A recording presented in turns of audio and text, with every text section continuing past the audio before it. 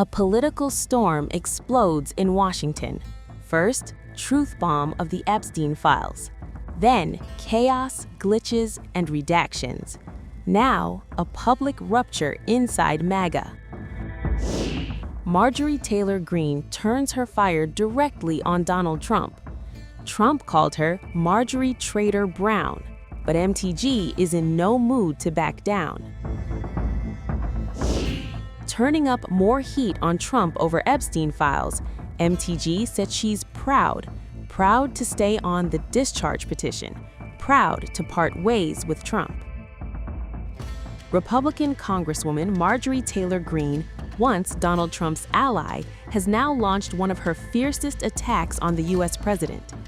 In an explosive post on X, MTG blasted Trump and the Justice Department after reports suggested redactions in Epstein files.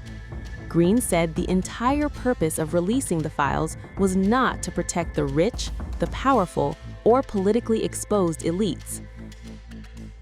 This was after social media users complained of missing files, website crashes, and heavy redactions. In her post, Greene wrote that MAGA was never about shielding elites. She asked bluntly, "What happened to 'I am your retribution'?"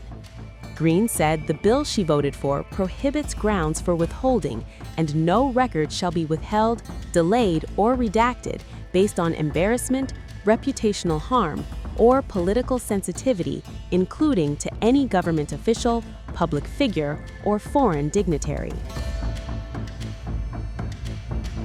In another striking post, MTG drew a deeply personal connection. MTG said she graduated from the University of Georgia in 1996. The same year, Maria Farmer first filed a complaint with the FBI, accusing Jeffrey Epstein of abuse. Greene said the complaint was never answered. No follow-up, no accountability. Commenting on Trump calling her Traitor Brown, MTG said she couldn't be more proud that she stayed on the discharge petition, as Trump wants her to remove his name. At a rally in North Carolina, Trump publicly mocked Greene, branding her Traitor Brown. But Greene fired back again. She said she couldn't be more proud that she refused to withdraw from the discharge petition, despite Trump pressuring her to remove his name. And then you have Marjorie Traitor Brown, I call her, because Greene turns to brown under stress. So I call her Traitor Brown, which I don't like doing because 2 words is too much, 2 out of 3. We're changing to Marjorie Taylor Greene. I'm going Marjorie Traitor Brown, so I have to trade. And a lot of people don't understand 2 words is too much to change. I actually like Marjorie Taylor Brown better, but everyone says Marjorie Traitor Greene is good, but they're all good. But what the hell happened to her? She must have been a stone cold liberal. She's on CNN now all the time. Can you believe it? And it was only because I couldn't call her back. You know, I have 218, 19, it changes. But we have 200 and some odd congressmen and women. I have 53 senators. I have 212 countries. I've got a family. It's nice to talk to my family, too. You can't call a president every single day, and then when the president doesn't call you back, she goes around saying, "He doesn't call me back. He doesn't." I said, "Marjorie, I can't call you back. I got 2. I think, Marjorie, I just can't call you back. I'm sorry." And I wouldn't call her back. And she goes onto a rant. "He won't call me back anymore." Sorry about that. You know, you can only go so far. Yeah, once a month, once every week or 2 weeks, but you can't, you know, highly neurotic. Her, not me, but I'm neurotic too. I think I'm probably very neurotic too. I always say controlled neuroses is good. Being neurotic, no good, but if it's controlled, that's okay. It gives you some energy.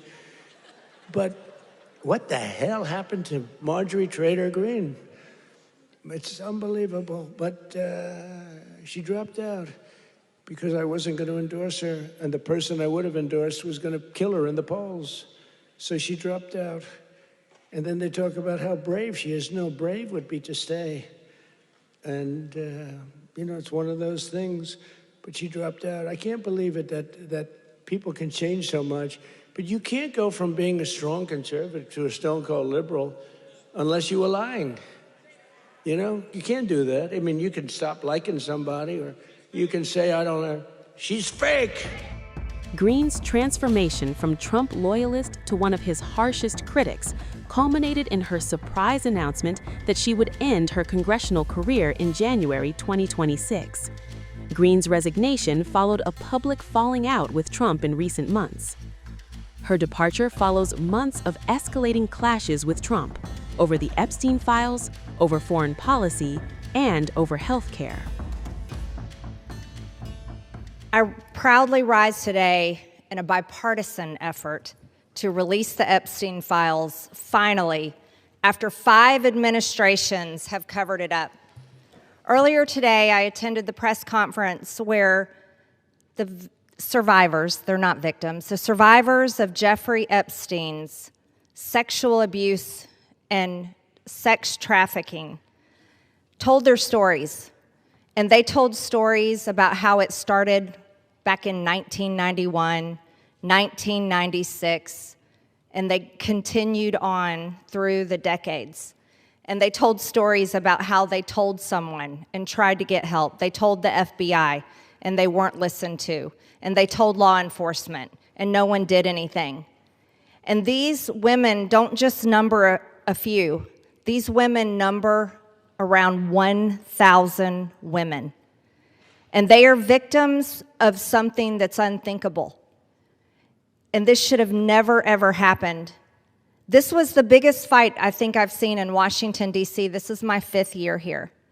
And this was a fight that we should have never had to wage. It should have been the easiest thing for every single member of Congress. It should have been the easiest thing for the Speaker of the House. It should have been the easiest thing for the President of the United States to release all the information, every single file, on behalf of these American women.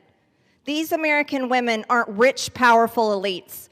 They do not have someone paying for their airline tickets or paying for their trips or paying for their expenses every time they try to do something to get this information out. These are your average Americans. And you want to know what the Epstein files represent, the cover-up represents to average Americans? It represents the failures of the federal government and Congress to the American people. And that is what people rose up about in 2024. They wanted and demanded transparency from their government and for Americans finally to be put first. And today, with this vote, we are finally putting these victims and these survivors of Jeffrey Epstein and the cabal of rich, powerful elites that expands not just here in the United States of America, but to other countries as well. We're putting them last. And that is exactly what Americans want. You see, for far too long, Americans have been put last. And they're sick of it. They're sick and tired of it. And this is why they don't trust Congress. This is why they don't trust the government. And here's the problem. All of these women who have suffered in shame for years and years and years, women who were terrified, women who were intimidated, women who were threatened, just like Virginia Giuffre. And now she's dead. And these women should have never faced that for this information to come out. And we, especially the 4 Republican members of the House of Representatives, we should have never faced intimidation and threats for us to get this vote to come to the floor. Never forget there were 4. Thomas Massie, myself, Nancy Mace, and Lauren Boebert. We had to sign a discharge petition, and we had to fight through intimidation, and we had to endure it for months to push that discharge petition finally to 218 to get this vote to come out. This is what the American people are sick of, and rightfully so. Now, where does this go from here? The question will remain, Will the Department of Justice release all the information? Will a judge in New York release the information? Will the CIA release the information? And will foreign governments release their information? Or will this continue after this vote today be a cover-up? A cover-up of the rich, powerful elites that bond together in sex and human trafficking abuse and all types of global business that enriches them but never serves Americans. The American people will know, and the victims, actually the survivors of Jeffrey Epstein, will know because they know the list of names. And I remain dedicated to my promise to read those names here on the House floor if those women ever find them in a place that it needs to be done. I yield back.